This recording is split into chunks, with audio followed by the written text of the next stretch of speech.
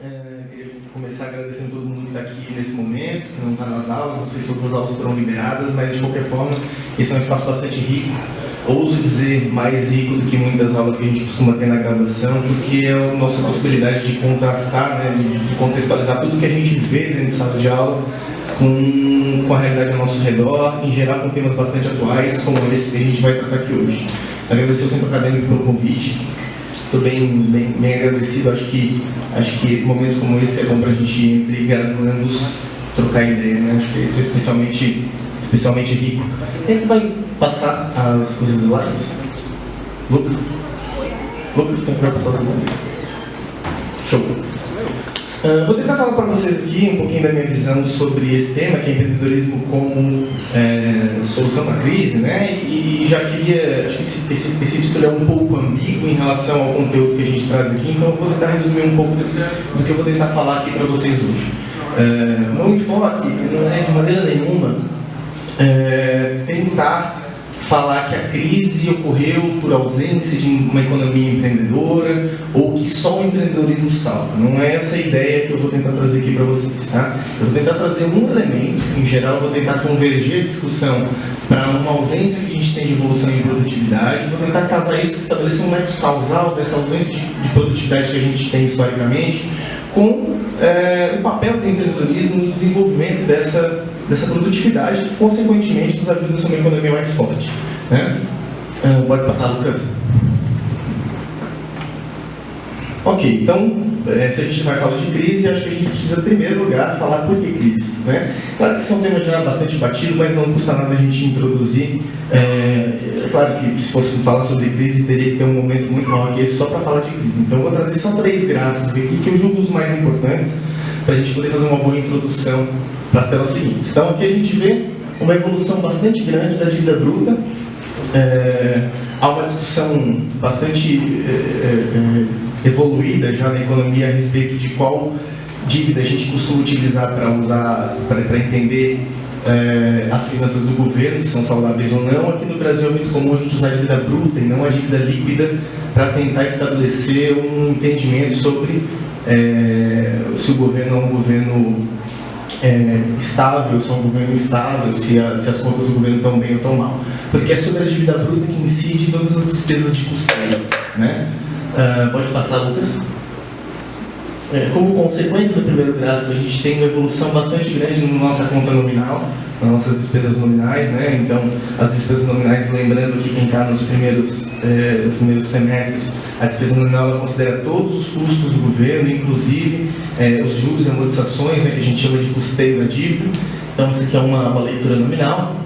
Pode passar para o E aqui a gente traz um pouco da leitura primária, né, que é justamente essa leitura que tenta tirar um pouco, tenta tirar da nossa leitura as despesas com juros e amortizações da dívida, para a gente ver só o que há de estrutural no Estado, né, o que há de estrutural nos gastos do governo.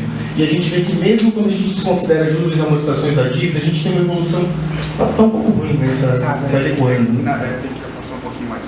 Mais sim? Isso. Tá bom? Sim? Tá. Vou tentar. A gente tem uma leitura de claro crescimento, né, do gasto estrutural, que é o gasto primário aí, basicamente, e que já em 2003, que é onde o gráfico acaba, a gente já encontra uma convergência de curvas aí. A crise nem tinha começado ainda, então vocês imaginam como que esse gráfico procede a partir de então. Pode passar, Lucas. É o problema da produtividade, né, como eu tinha falado para vocês. Então, a produtividade do Brasil é essa linha azul aqui de baixo. O que esse gráfico tem que mostrar para a gente, né? O que ele está mostrando? Vamos ver. Ele está mostrando para a gente a primeira linha. Aqui, na verdade, a produtividade são todos os elementos da produção, perfeito? Então, aqui eu tenho a evolução em azul da produtividade, como eu falei lá embaixo, do trabalho em vermelho, do produto, né, que é a evolução do PIB ali em roxo, e o capital, que é associado à produção, em linha verde, amarelo, sei lá o quê. Então fica muito claro aqui olhando esse gráfico que a gente não evoluiu nada em termos de produtividade desde 1970, né, que é esse gráfico aqui, tá? A gente praticamente sai do regime militar com o mesmo nível de produtividade que a gente tem hoje. Pode passar o... O que eu quero dizer com isso, para finalizar ainda sobre a outra tela? praticamente todo o crescimento de produto que a gente teve foi associado a 3 coisas. Ao aumento de capital nos fatores de produção, isso decorre muito também da evolução tecnológica, enfim, uma série de fatores. O próprio crescimento do produto gera mais capital, que gera mais crescimento do produto, isso é uma leitura já bem vencida em economia. A gente tem uma evolução grande de capital humano, né? Não tão grande assim, mas bem maior do que a da produtividade. E aí a nossa conclusão é a seguinte: todo o nosso crescimento do produto, em especial nesses últimos 15 anos, que a gente achou que a gente ia virar a Suíça, não teve nada a ver com produtividade, teve a ver com mais gente, um bônus demográfico gigantesco que a gente viveu nos últimos 15 anos. Pra vocês terem ideia, o Brasil teve o mesmo bônus demográfico, que é mais gente entrando na economia, do que da economia produtiva, né, na força de trabalho, do que saindo, né? A gente teve o mesmo bônus em 22 anos que a França demorou 119 anos para ter. Então a gente basicamente cresceu muito por conta desses fatores. E um pouco mais detalhado, né, mostrando aqui que... Nossa, tá difícil, gente. Passa o sempre. Vou tentar...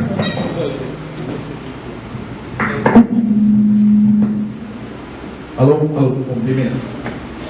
Então aqui basicamente a indústria aqui, né, eu tentei mostrar um pouco para vocês a indústria extrativa, a transformação e outras e tal, para a gente entender que de fato a produtividade ela é um problema, né? É um problema claro. Claro que a indústria extrativa teve uma variação média anual maior, mas ainda assim uma variação média anual bastante baixa. Vamos prosseguir. Mas será que o Bruno está falando a verdade? Assim, produtividade baixa é relativo, né? A gente pode ter uma produtividade de 2% em média ao ano. Isso é alto ou é baixo? Depende. Depende de quantos outros países parecidinhos com a gente cresceram nesse mesmo período, né? Então vamos analisar. Brasil e América Latina, né? São países que têm um certo grau de similaridade conosco em alguns aspectos. Cadê o Brasil? O Brasil está ali embaixo, né? Terceiro de baixo para cima. Pode passar, Lucas. Produtividade de trabalho no Brasil e os outros países da OCDE. Então vamos ver. Brasil em último, né? Vamos continuar. Produtividade de trabalho nos países com PIB per capita próximos ao do Brasil, que é outra comparação que a gente pode fazer bacana. Brasil, de novo, terceiro de baixo para cima. Pode seguir. Produtividade de trabalho em países com relação ao capital do trabalho próximo ao do Brasil, que é, aí a gente vai apertar ainda mais a análise. Brasil em penúltimo, né? Pode passar, Lucas. Então aqui, basicamente, como é que a gente faz para elevar a produtividade, né? A gente tem 2 tipos de estratégia que, em geral, no Brasil, pelo menos, encontram aí as salas de aula e os debates sobre o tema, né? É uma estratégia que visa promover reformas estruturantes, é um pouco do que a gente vem observando agora, com essa transição de governo, e uma estratégia desenvolvimentista, que, vamos lá, né? Não sei se dá para associar ao governo anterior, porque o governo anterior foi muito doido, né? Não sei nem se dá para dizer que foi um social-desenvolvimentismo aquilo, mas, enfim, de qualquer forma, estimular a indústria, financiamento e investimento, que é desvalorizado, outras formas de proteção à indústria. Alguns elementos aqui se observam, né, em alguma medida no governo que antecedeu. Pode passar. Então, os casos para baixa produtividade. Eu elenquei as 3 principais na minha visão. Tá? Em primeiro lugar, capital humano baixo, né? Não é exatamente isso que o empreendedorismo, em primeiro lugar, pretende resolver, né? Ambiente de negócios desfavorável, desaquecido e falta de inovação. Aqui, a gente tem uma participação, como eu vou tentar mostrar nos próximos slides, bastante grande do que é o papel do empreendedor no Brasil, né? De como o empreendedorismo... E aí vamos lembrar que o empreendedorismo não é necessariamente um conjunto de empresários, né? Não é exatamente isso. Empreender é inovar, empreender é oferecer soluções, empreender é desenvolver novas tecnologias, é tentar basicamente fazer mais com menos. E isso, não por acaso, é também a mesma definição de inovação, né? De produtividade, né? Então, para a gente tentar entender como os dois estão, de fato, bastante intimamente relacionados, né? E a falta de infraestrutura, que aqui o empreendedorismo também consegue ajudar de alguma forma, se ele for, de fato, focado nessa região. Eu conheci faz um ano, mais ou menos, lá no Rio de Janeiro, eu tive um papo bem bacana com um cara que... Ele era engenheiro, ele estava desenvolvendo uma tecnologia, não sei que fim levou isso, mas estava desenvolvendo uma tecnologia que prometia cortar para 30% dos custos de instalação de rodovias, né, da matéria-prima das rodovias. como não sou engenheiro, não sei traduzir para vocês exatamente como era, mas ele era um empreendedor, ele era um engenheiro, estava lá fichado e tal, estava desenvolvendo uma tecnologia junto com outros engenheiros para baratear o custo das rodovias e, consequentemente, por que não desenvolver a nossa nossa infraestrutura e nossa logística, né? Pode passar, professor. Temos aqui nosso ranking de negócios no Brasil, né? A gente está em posição de 100º, 30º, então praticamente todos os outros países do ranking estão na nossa frente. A gente fica atrás aí dos países que a gente já sabe o nome, porque são países que a gente costuma associar Congo, enfim, países que de fato têm uma produtividade historicamente bem baixa também. Pode passar, Luiz. Uma não causa para baixa produtividade. Por que eu botei isso? Por que eu trouxe esse elemento aqui? Muita gente vai falar o seguinte: olha, a estratégia desenvolvimentista ela parece estar mais correta. Acho que isso a gente pode debater na parte de perguntas, não é o que eu acredito. A estratégia desenvolvimentista está correta porque, veja bem, a gente precisa investir em indústria, a gente precisa ampliar a nossa participação da indústria do PIB para poder, com isso, ampliar a nossa produtividade. Vocês lembram do gráfico de evolução da produtividade, como ele ficou estagnado por 30 anos? Então, eu peguei um gráfico mais ou menos do mesmo período. Olha como a indústria, a participação da indústria no PIB oscila. Que tipo de oscilação ela produziu na produtividade? Será que é possível estabelecer um nexo causal, uma correlação alta entre aumento de produtividade e aumento ou redução de indústria do PIB? Provavelmente não, tá? Vamos ver.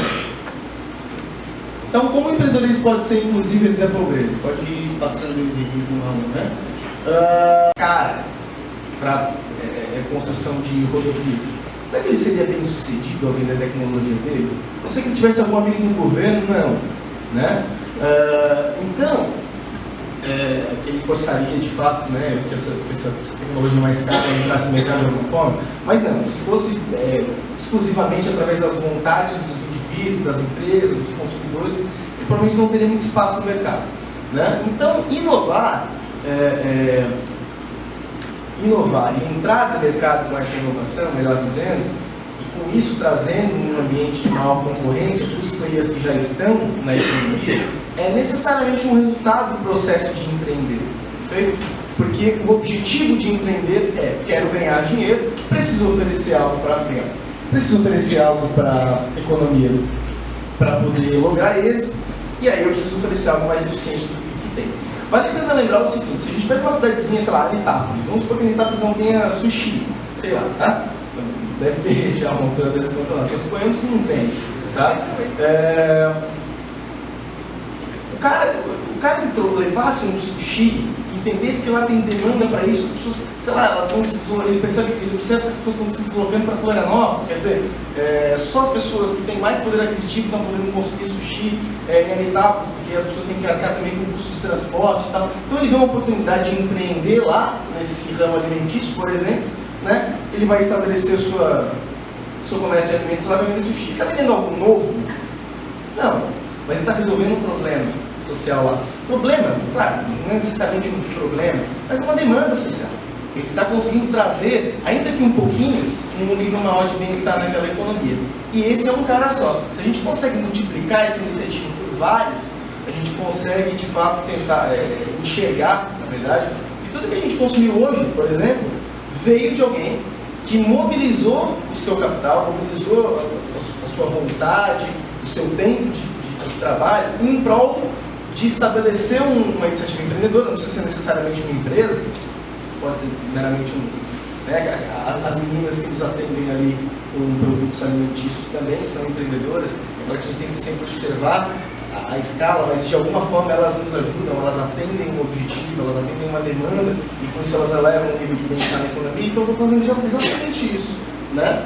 Aumentando um pouco o nosso nível de bem-estar e se a gente multiplicar isso por 200 milhões de brasileiros, a gente vai encontrar aí uma economia com muito mais emprego, muito mais dinamismo, muito mais renda, muito mais bens e serviços à nossa disposição. Essa é exatamente a definição de uma economia rica, né? O mercado de trabalho mais aquecido e mais produtivo tende a maiores salários e menores empregos.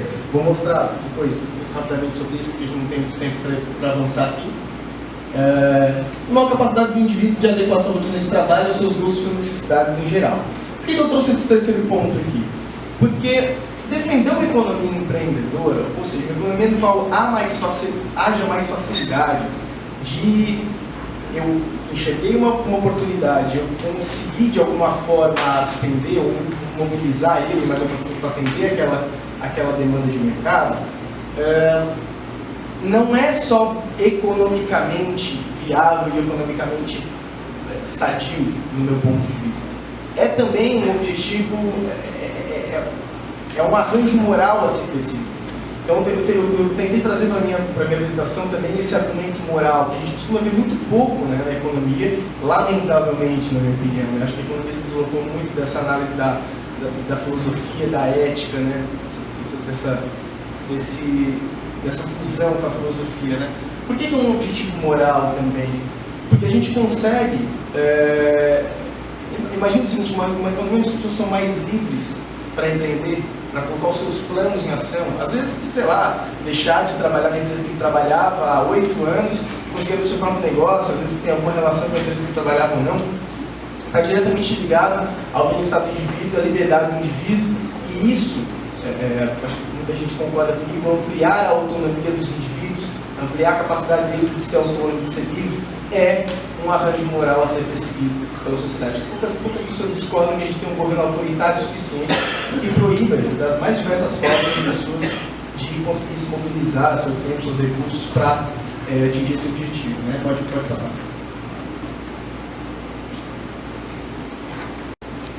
O que é a concorrência? Né? A concorrência, assim, como empreendedores pode ser, inclusive, reduzir a pobreza. Né? Estou tentando falar um pouco sobre isso. Então, através da concorrência do sistema de preços, né? O sistema de preços é aquele arranjo complexo no qual circulam uma série de informações ao mesmo tempo, em geral bastante invisíveis, mas que se traduzem em preços. Então, se eu vejo que, por exemplo, na época da laranja, e ela deveria estar barata, o preço da laranja está muito alto, vou dar um exemplo bem simples, mas só para a gente entender isso. O preço da laranja está muito alto. O que pode ser isso? Né? Pode ter tido, sei lá, uma seca nas fazendas de laranja, por exemplo, de modo que o produto ficou escasso. Como é que os produtores comunicam isso ao mercado? Em geral, através do preço. Então, ele emite um aviso muito invisível ao mercado, o mercado consome menos aquele produto porque ele está mais caro, e, consequentemente, esse produto se torna, ele consegue manter a sua sustentabilidade. Ou seja, a gente não acaba com todas as laranjas do mercado para que só daqui 3, 4, 5 meses, por exemplo, a laranja possa voltar para o mercado com um preço naturalmente mais alto. Então, deu esse exemplo bem simples, só para entender como o sistema de preços ele pode ser beneficiado pela entrada de um player a mais. Então, uma pessoa mais oferecendo aquele bem, aquele serviço, ou bens e serviços competitivos, que sejam bens substitutos, né, usando um termo econômico, não sei se todo mundo aqui é da economia, mas usando um termo econômico. E a concorrência é justamente aquele incentivo que faz com que, vamos lá, como é que o empresário ganha dinheiro, como é que o empreendedor ganha dinheiro, né? Em geral, ele está olhando duas coisas, se a gente vai fazer uma análise superficial, que é o que dá tempo de fazer aqui. Ele está olhando preço e quantidade, né? Então, é claro que ele gostaria muito de aumentar o preço, mas se ele aumentar demais, ele reduz a quantidade, de modo que o resultado dessas duas variáveis se torna para ele pior, o resultado pior. Então, como é que ele faz para, de certa forma, conseguir manter essa relação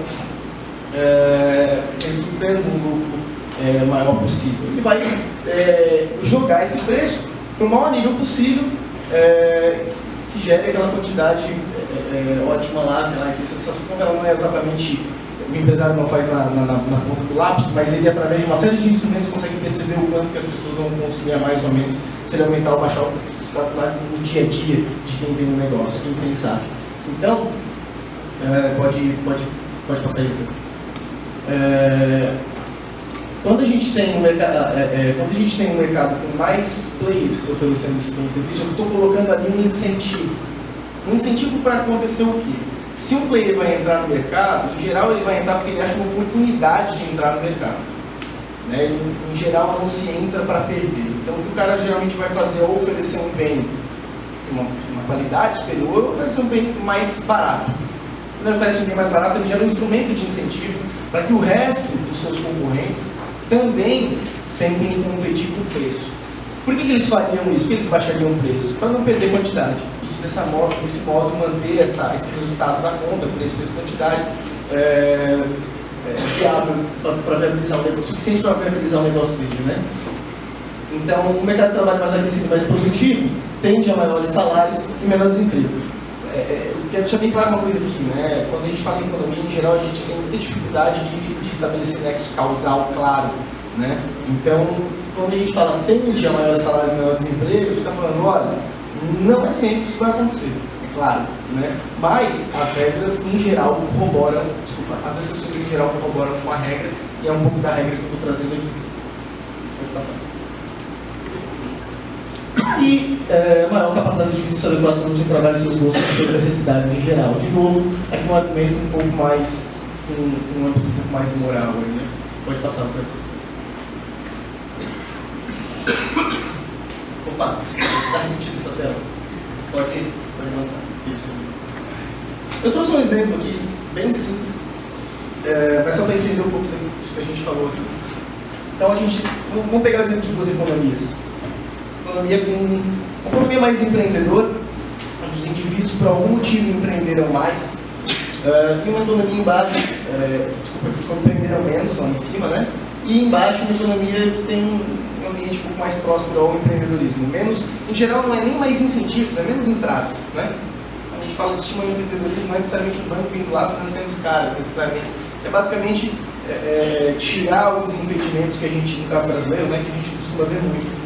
Eu fiz um turismo econômico uma vez com dois colegas economistas na Rocinha, no Rio de Janeiro, no ano passado também, e eu achei muito bacana porque tu passa, né, lá pela Universidade, já teve essa oportunidade bem bacana, eu recomendo, e tu vê o quanto as pessoas, elas ou anseiam por empreender, anseiam por sair daquela condição de trabalho que, em geral, para elas terem pouca produtividade, poucos anos de escolaridade e tal, elas não conseguem, dentro de uma estrutura de uma empresa já pronta, galgar salários e condições de trabalho melhores, então elas anseiam muito por empreender, e uma outra quantidade muito grande de pessoas, dentro da comunidade mesmo, estou nem falando fora, elas têm o seu mercadinho, enfim, tem as suas iniciativas empreendedoras lá. E é muito bacana andar lá, porque como é um ambiente muito povoado, né, tu consegue enxergar ao caminhar por entre as pessoas que o quanto aquilo resolve o problema dela, né? Então, de novo, né, se a gente poderia ver muito mais deles empreendendo, se para empreender hoje no Brasil, por exemplo, vamos lá, acho interessante tocar nesse ponto, eu nem ia tocar na apresentação. O IBPT, o Instituto Brasileiro de Burocracia e Tributação, se não me engano, divulgou aí um número que é bastante conhecido de muita gente na economia hoje, principalmente o pessoal que é mais alinhado a criticar empreendedorismo e tal, que é a sonegação, né? A sonegação no Brasil, de acordo com os cálculos do IBPT, teria atingido 450 bilhões, né?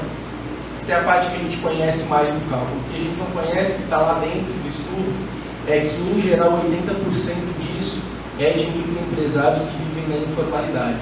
Então, na verdade, essa frustração do governo com arrecadar, ela advém muito mais dos micro e pequenos empresários que não encontram solução nas estruturas formais de apoio ao empreendedorismo e partem para a informalidade. Quando partem para a informalidade, frustram as expectativas do governo de arrecadar dessa forma. Cerca de 150, para já ficar deixado de curiosidade, cerca de 150 seria associado a empresas que não são micro e pequenos empreendedores, e desses 150, uma boa parte, embora o estudo não especifique, são de empresas que já faliram e que já fecharam, e que por não recolher os tributos, o fisco acaba contabilizando como sonegação, de maneira talvez equivocada, né? Então, voltando aqui para a tela, que é provavelmente, eu acho que é a penúltima, até que é a última.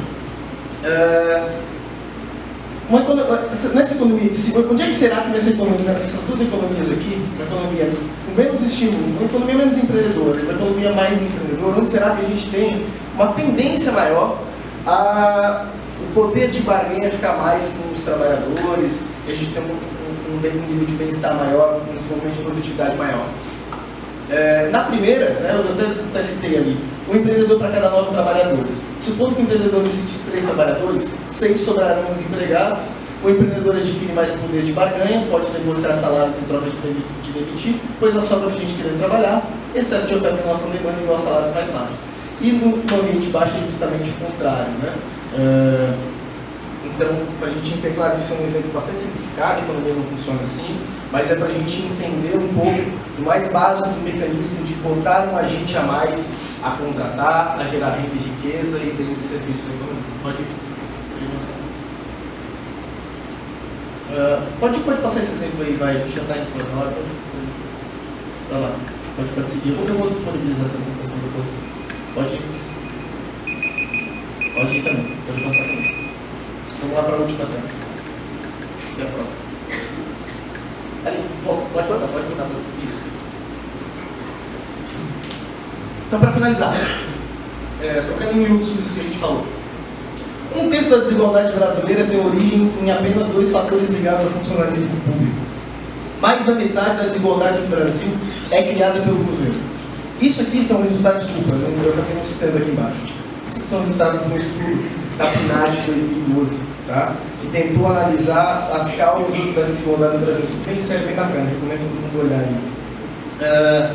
Um terço da desigualdade brasileira tem origem em apenas 2 fatores ligados ao funcionalismo público. Mais da metade da desigualdade no Brasil é criada pelo governo. Aí, o que a gente costuma encontrar nas universidades, na rua, nos cursinhos? Mais gente querendo abrir um negócio, oferecer um serviço a mais na economia, contratar uma pessoa que quer fazer concurso público. Em todos os lugares que eu vou, e quando eu faço a pergunta, as pessoas querem concurso público e lideram, né? O país de maior inflação do Ocidente é também o mais desigual. Coincidência? Isso também é um resultado do estudo, né? E aqui embaixo, para finalizar, que escolhas sobre a alocação dos recursos na economia brasileira podem resultar em uma economia mais produtiva e, como já vimos, com mais bem-estar social, mais inovação, que seria, e consequentemente mais dinâmica.